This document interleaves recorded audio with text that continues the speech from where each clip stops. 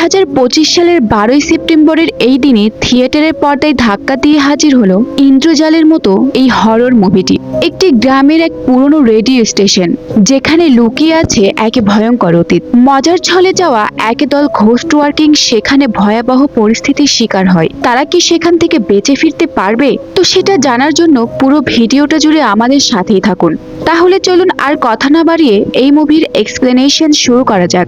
সাল 1989। মুভির শুরুতেই দেখানো হয় কিষ্কিন্ধাপুরে অবস্থিত একটি পরিত্যক্ত রেডিও স্টেশন, যেটির নাম ছিল সুবর্ণমায়া। হঠাৎ একটা মৌমাছি সেই রেডিও স্টেশনের জানালার কাঁচ ভেঙে ভেতরে ঢুকে যায়। ভেতরে দেখা যায় কয়েকজন বন্ধুরা মিলে কিছু একটা ইনভেস্টিগেশন করছিল।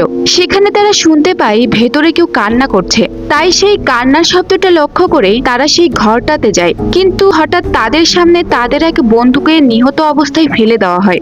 এটা দেখে তারা ভীষণ ভয় পেয়ে যায়। এখানেই শেষ নয়, তারা দেখে ভেতরে থাকা রেডিওগুলো আপনা আপনি চালু হয়ে গেছে।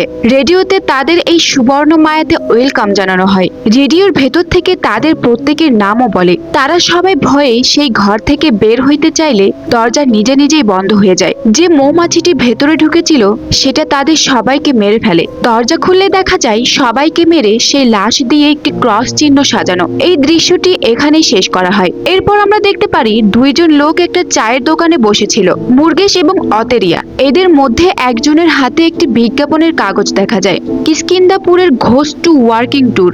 এটা ছিল একটা এজেন্সির বিজ্ঞাপন যারা ভুতুরে জায়গাতে ট্যুর করায়।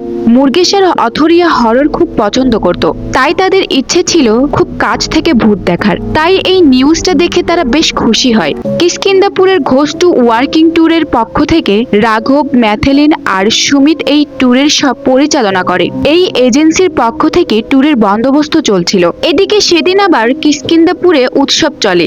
রাঘব সেখানে সময় মতো না আসায় ট্যুরের সবাই অপেক্ষা করছিল। সেখানে যেসব ট্যুরিস্ট উপস্থিত ছিল তাদের মধ্যে একজন হঠাৎ রেগে গিয়ে বলে তাড়াতাড়ি ট্যুর শুরু করা হোক, কিন্তু সেখানে রাঘব না থাকায় সুমিত ও ম্যাথলিন কিছুই বলতে পারছিল না।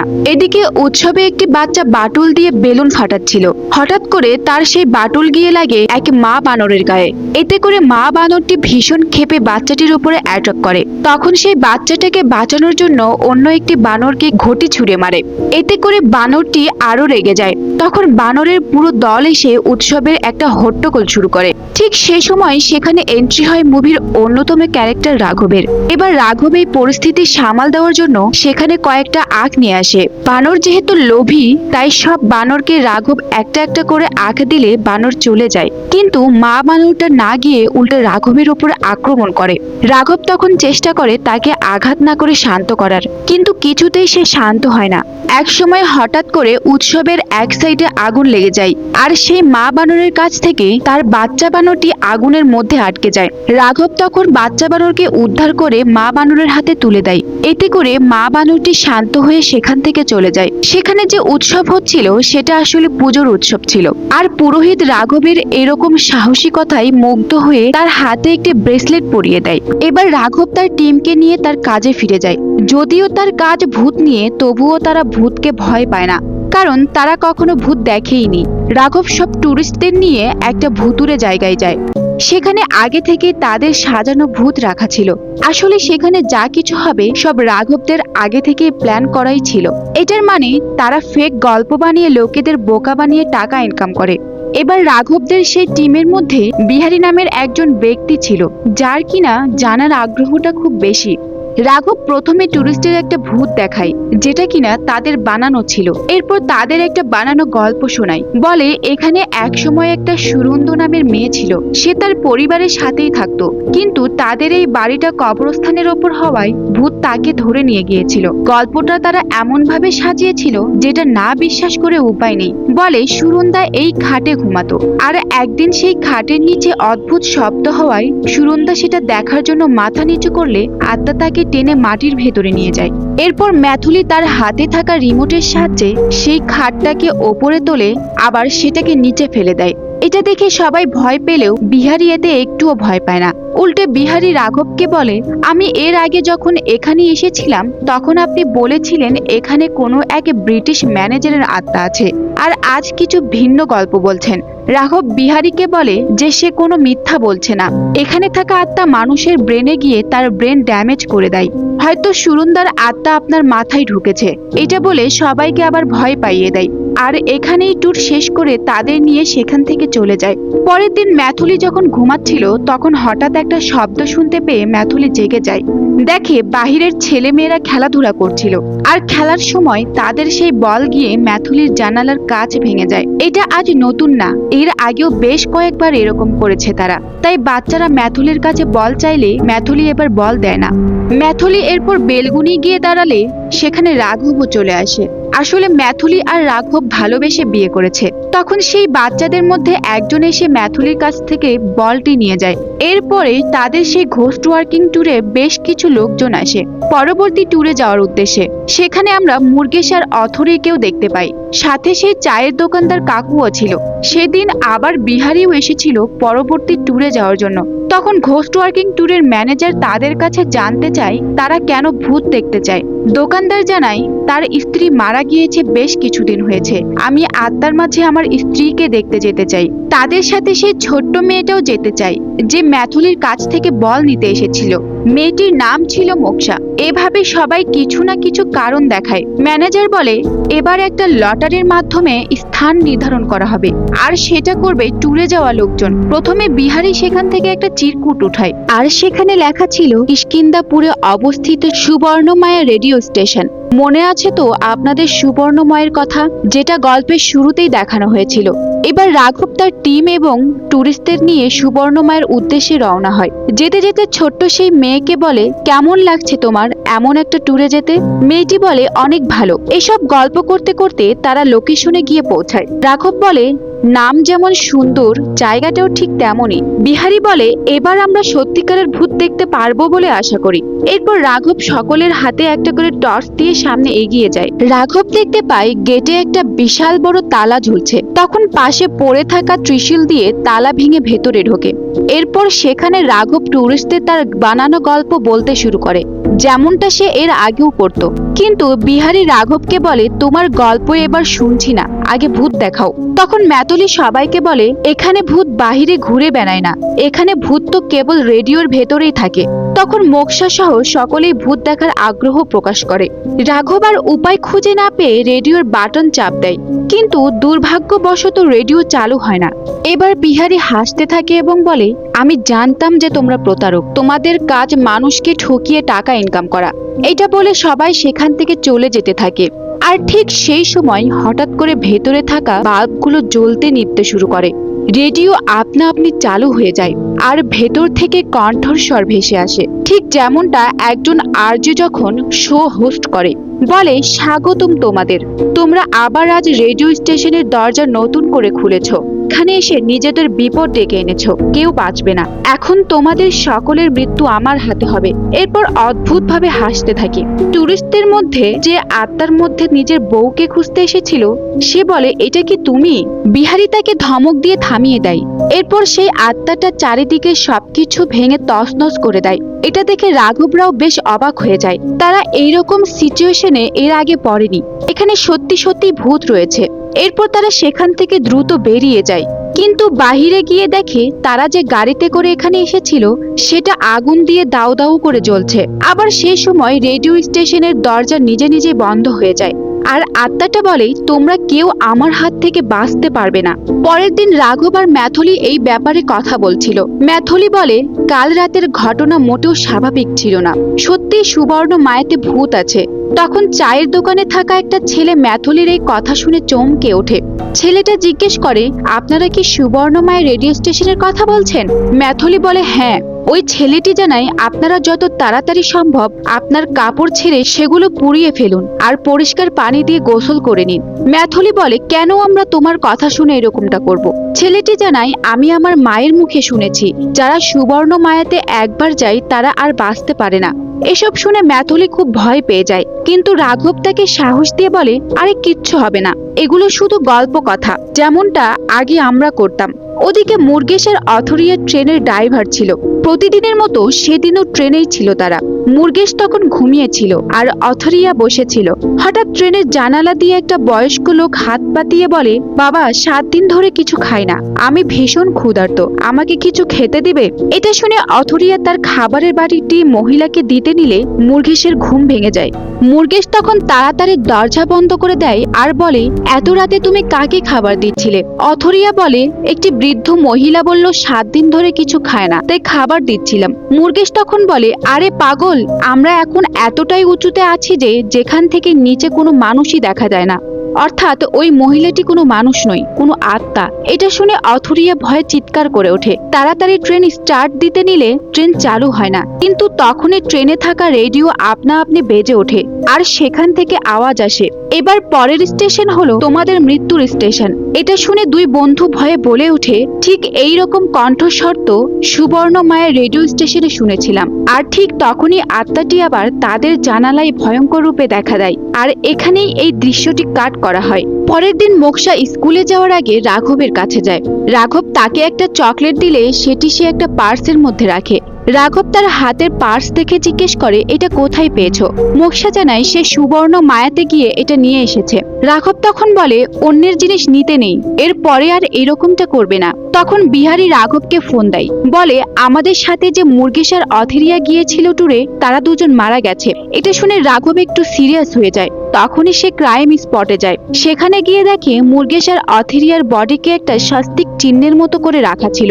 এরপর রাঘব চায় সুবর্ণ মায়াতে তদন্ত করতে। দেয়ালেও সেই চিহ্নটা, যেটা মুরগেশ আর অথেরিয়ার লাশ দিয়ে করা ছিল। এরপর রাঘব আবার বাসায় ফিরে আসে। তখন ম্যাথুলি তার উপরে রেগে গিয়ে বলে, সারাদিন কোথায় ছিলে? আমাদের ট্যুরের 2জন মেম্বার মারা গেছে, সেটা কি তুমি জানো?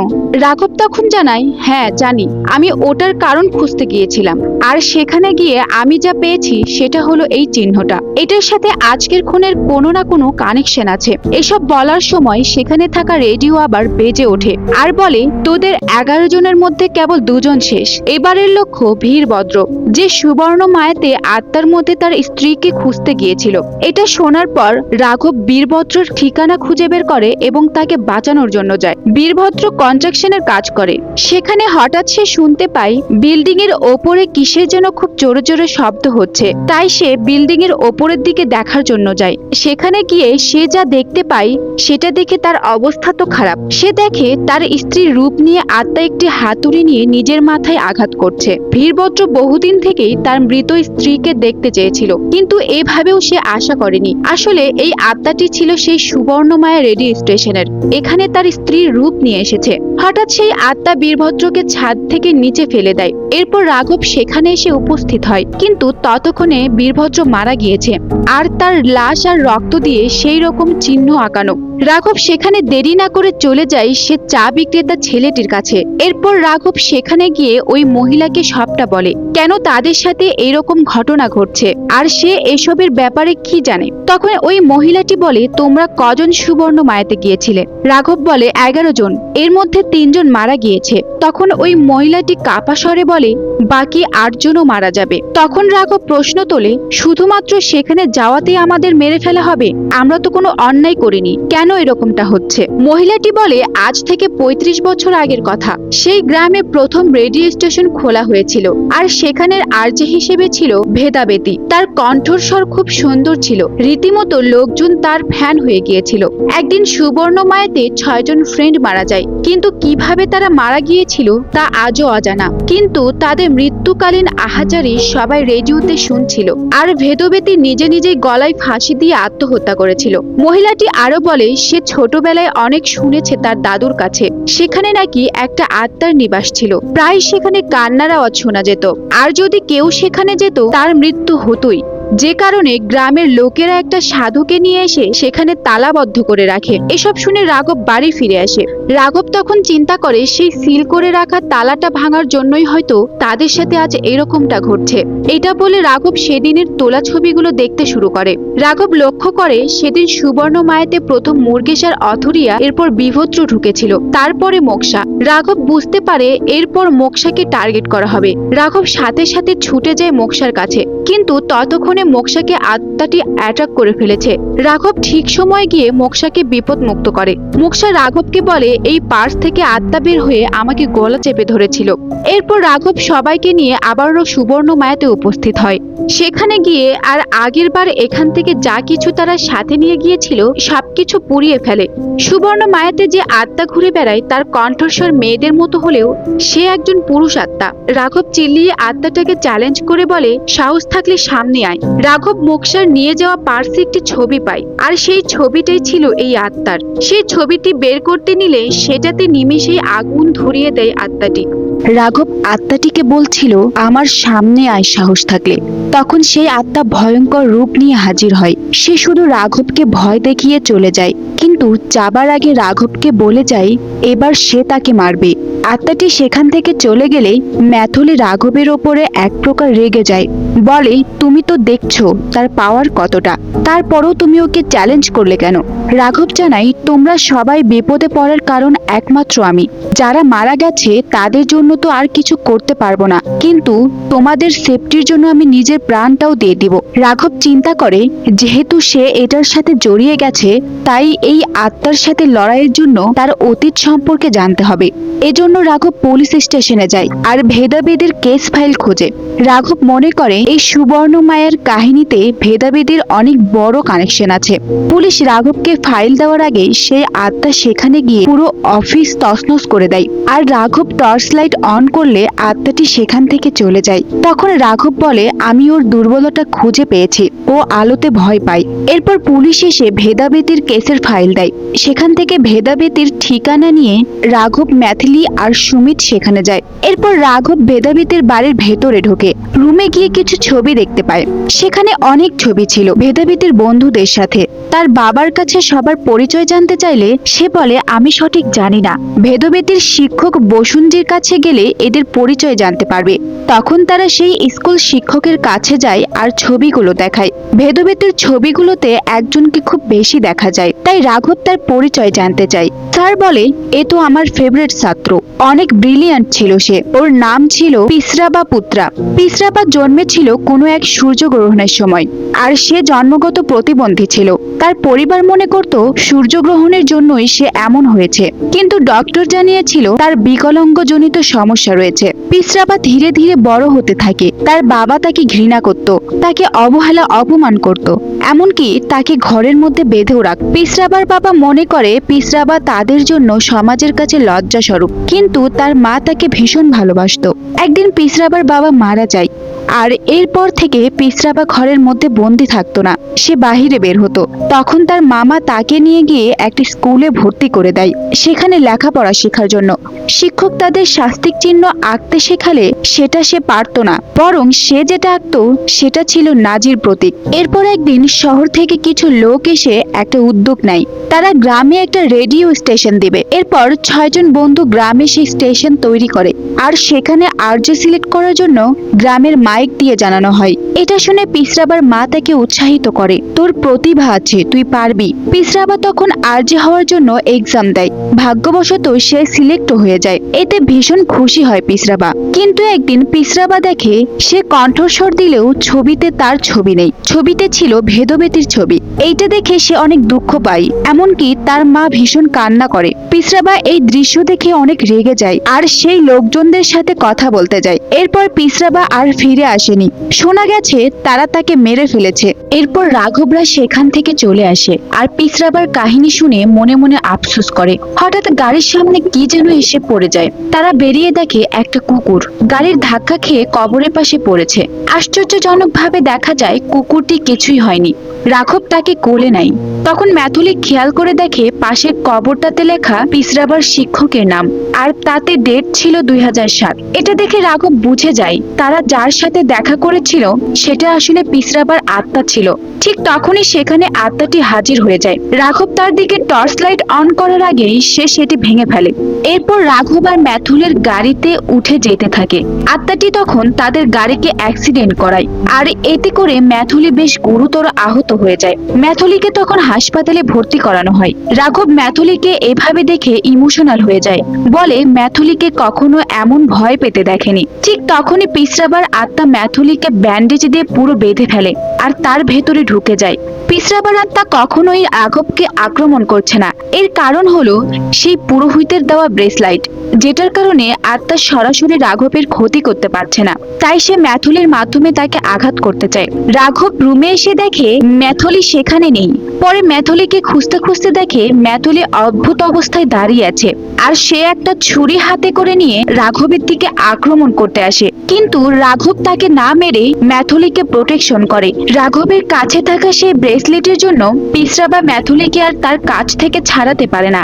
এরপর রাঘব একটা ঘুমের ইঞ্জেকশন দিয়ে ম্যাথলিকে ঘুম পাড়িয়ে দেয়। সেখানে রাঘব একটি গ্যাস সিলিন্ডার দেখতে পায়। তখন তার মনে হয় সে সুবর্ণমায়াতেও একটা গ্যাস সিলিন্ডার দেখেছিল, কিন্তু সেটা সেখানে থাকার কারণ কি, আর তাতে লেখা ছিল 1989। এরপর রাঘব এই সিলিন্ডার সম্পর্কে খোঁজ খবর নেয় আর জানতে পারে সেটা এক ফ্যাক্টরি থেকে আনা হয়েছিল, আর সেখানকার দায়িত্বে ছিল সুরেন্দ্র। সে গত 40 বছর ধরে এখানে কাজ করে। তাই রাঘব কিছু না ভেবেই সেখানে যায় আর সুরেন্দ্রকে পিসরাবার মৃত্যু সম্পর্কে জিজ্ঞেস করে। সুরেন্দ্র তাকে কিছু না বলে উল্টে লোকজন দিয়ে রাঘবকে অ্যাট্রাক্ট করে। সেখানে তাদের মধ্যে লড়াই শুরু হয়। হঠাৎ করে সেখানে থাকা বিষাক্ত গ্যাস লিক হয়ে যায়। সবাই সেখান থেকে পালাতে থাকে, কিন্তু রাঘব সুরেন্দ্রকে আটকে ফেলে। নিজের জীবন বাঁচাতে সুরেন্দ্র তখন সব বলে ফেলে। এক ভয়ানক সত্য রাঘবের সামনে উপস্থাপন করে যে 6 জন বন্ধু সেই রেডিও স্টেশন বানাতে এসেছিল, তার মধ্যে একজন ছিল সুরেন্দ্রর বড় ভাই, আর ভেদাভেদি ছিল তার ভাইয়ের গার্লফ্রেন্ড। তারা দুজন দুজনকে খুব ভালোবাসতো। কিছুদিন পরে তারা বিয়েও করবে ভেবেছিল, কিন্তু তার আগে ঘটে যায় এক ভয়ানক ঘটনা। পিসরাবা কখনোই আর্যের জন্য সিলেক্ট হয়নি, সিলেক্ট হয়েছিল ভেদাভেদি। কিন্তু পিসরাবা আর্যে হওয়ার জন্য একদিন ভেদাভেদের কাছে গিয়ে তার সম্মানহানি করে। তার শাড়ি খুলে পিসরাবা পরে নেয় আর আমার ভাইয়ের কাছে গিয়ে নাচতে থাকে। এটা দেখে তারা কয়জন মিলে পিসরাবাকে মারতে থাকে। ওদিকে ভেদাভেদে নিজের সম্মানহানি হয়, গলায় দড়ি দিয়ে মারা যায়। এটা আমার ভাই জানার পরে ভেবে নেয় সে পিসরাবাকে এক ভয়ানক মৃত্যু দেবে, তাই আমাকে দিয়ে ওই গ্যাস সিলিন্ডার আনিয়েছিল। একটা ঘরে পিসরাবাকে বেঁধে সেই গ্যাস অন করে দেয় আর অনেক আলো সেখানে জ্বালিয়ে দেয়, যার জন্য পিসরাবা টানা 12 দিন চোখ বন্ধ না করেছিল। আর এক সময় সে মারা যায়, কিন্তু মারা গিয়ে সে আত্মা হয়ে ফিরে আসে। আর এসব শুনে রাঘব সুরেন্দাকে বলে, আমরা শুনেছি তার মায়ের ইচ্ছা ছিল যে সে আর্যে হবে, আর সেটা পূরণ করতেই সে এমনটা করেছে। এটা শুনে সুরেন্দা জানায় ওর মা, সে তো জন্মের সময় মারা গিয়েছিল, আর সে মায়ের আদর ছাড়াই বড় হয়েছে। তার কাছে তার মায়ের একটা আয়না ছিল, যেটাকে সে তার মা বলে কল্পনা করত। আয়নাকে মা মনে করে কথা বলতো। তার বাবা তার দিকে খুব একটা নজর দিত না। একদিন তার বাবা ওই আয়নাটা তার কাছ থেকে নিয়ে নিয়েছিল, আর পিসরাবা ভেবেছিল তার বাবা তার মাকে ছিনিয়ে নিচ্ছে তার কাছ থেকে। এতে সে ক্ষিপ্ত হয়ে তার বাবাকে মারতে মারতে মেরেই ফেলে, আর তখন থেকেই পিসরাবা এক দানবে পরিণত হয়। এসব শুনে রাঘব অবাক হয়ে যায়। সুরেন্দ্র তখন রাঘবকে একটা তান্ত্রিক বাবার ঠিকানা দেয় আর সেখানে যেতে বলে, যে এক সময় ওই সুবর্ণমায়া রেডিও স্টেশনকে তালা দিয়ে বন্ধ রেখেছিলেন। রাঘব তখন সেখানে যায়, কিন্তু জানতে পারে ওই তান্ত্রিক বাবা মারা গিয়েছে। তখন সেখানে থাকা অন্য একজন বাবা একটা রুদ্রাক্ষী হাতে নিয়ে মন্ত্র পড়ে রাঘবকে ওইটার উপরে হাত রাখতে বলে। এরপর বাবা চোখ বন্ধ করে পুরো ঘটনাটি জেনে যায়। বাবা বলে পিসরাবার মৃত্যুর পর তার মৃত্যুর প্রতিশোধ সে নিয়েছে ঠিকই, কিন্তু সে সেখান থেকে চলে যায়নি। তার কারণ ছিল তার মায়ের টানে। সে যে আয়নাটিকে তার মা ভাবতো, সেটা সেই রেডিও স্টেশনের ভেতরেই পড়েছিল, যে কারণে তার আত্মা ওই স্টেশনেই থাকতো। এর কারণে ওইটা ভুতুরে স্থান হয়ে যায়। কিন্তু তার ভয়ঙ্কর আহাজারি আর কর্মকাণ্ডে গ্রামের লোকেরা ভয় পেত, যে কারণে আশ্রম থেকে বাবাকে নিয়ে গিয়ে ওই স্টেশন তালা বন্ধ করে সিল করে দেয়, যার কারণে ওই স্টেশনে পিসরাবার আত্মা ঢুকতে পারছিল না। কিন্তু সে আশেপাশেই থাকতো তার মায়ের সাথে দেখা করার জন্য। একদিন তোমরা গিয়েছিলে সেখানে, আর তোমাদের পিছে সেই আত্মাটাও গিয়েছিল সেখানে।